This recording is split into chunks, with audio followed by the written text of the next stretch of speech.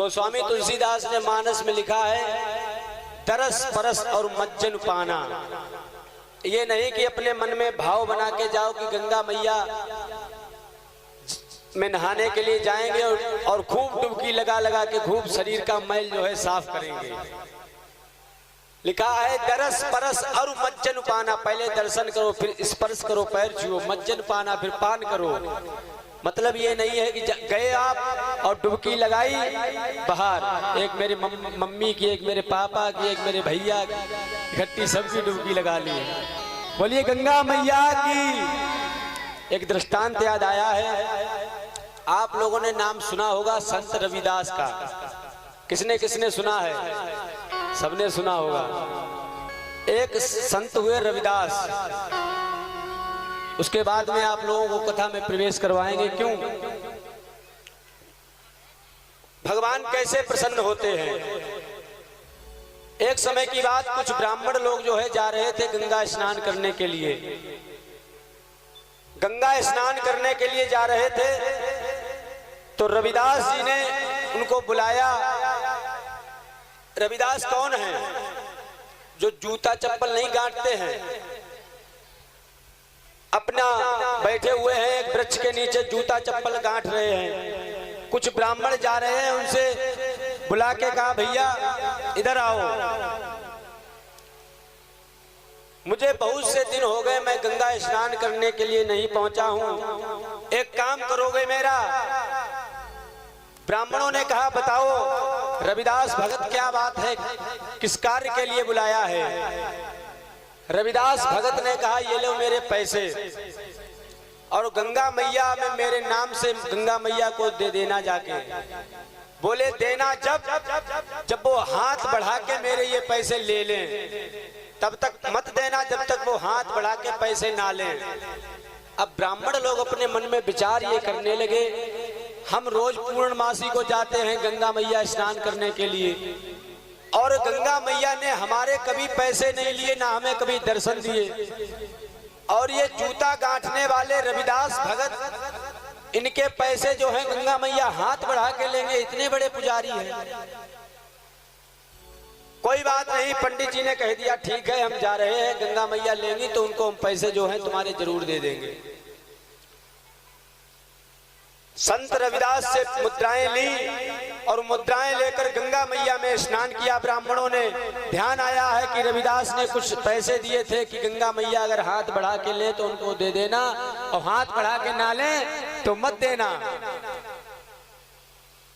स्नान करके पैसे हाथ में लिए और कहा, मैया ये रविदास भगत ने आपके लिए कुछ दक्षिणा दी है, कृपा करके इनको ग्रहण करो। तुरंत मैया गंगा से एक हाथ निकला है और गंगा मैया ने रविदास भगत की वो मुद्राएं ली और अपने पास रख ली और एक सोने का कंगन जो है दे दिया। बोले जाओ ये मेरी तरफ से रविदास भगत को दे देना जाके।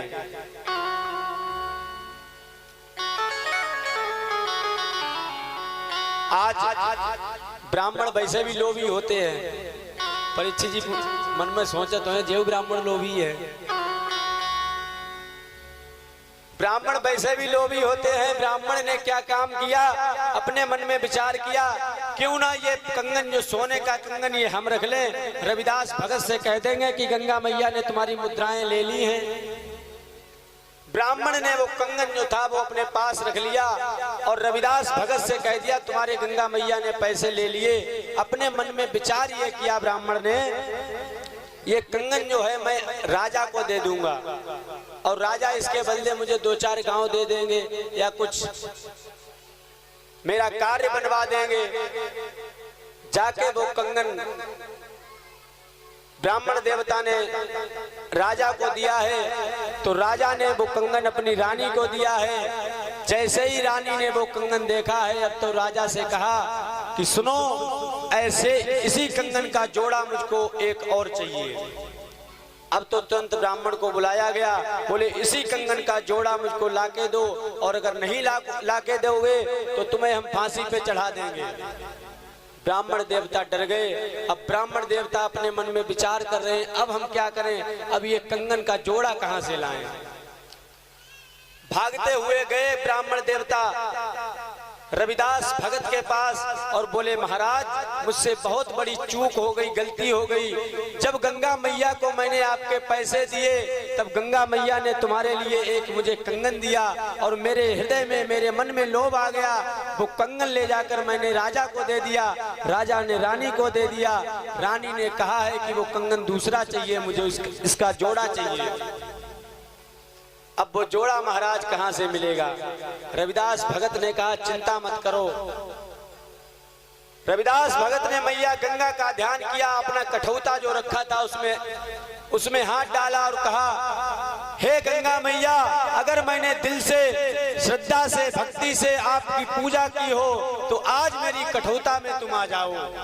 और जिसमें चमड़ा भिगोया जाता है उस कठौते में गंगा मैया आई हैं और हाथ से कंगन निकाल के दिया है। और रविदास भगत ने वो कंगन दिया है किसको?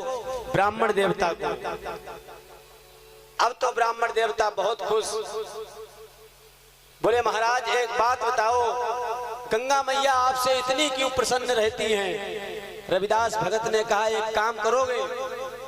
बोले हाँ। बोले मेरे घर पे जाओ और मेरी पत्नी से कहना कि रविदास भगत ने कहा है कि गंगा मैया के नाम से घी की मटकी जो है आंगन में फोड़ दे। पंडित जी भागते हुए गए और कहा जाकर रविदास भगत की पत्नी से, तो घी की कट्टी ली है और तुरंत गंगा मैया के नाम से फोड़ दी। अब रविदास भगत ने कहा अब किसी को अपने घर पे पंडित जी भेजो और कहना कि पंडित जी ने कहा है कि ये घी की गगरी जो है गंगा मैया के नाम से आंगन में फोड़ दे। पंडिताई ने साफ खाई ली, अगर घी की कट्टी जो है हम फोड़वा देंगे। रविदास भगत ने कहा ब्राह्मण देवता मन चंगा तो कठौती में गंगा, अगर मन शुद्ध हो तो मेरी कठौती में क्या आपकी कठौती में भी आ जाएंगी गंगा मैया। एक बार जयकार लगाएंगे, बोलिए गंगा मैया की, जाह्नवी मैया की। अरे बहती है निर्मल धार ओ गंगे माँ।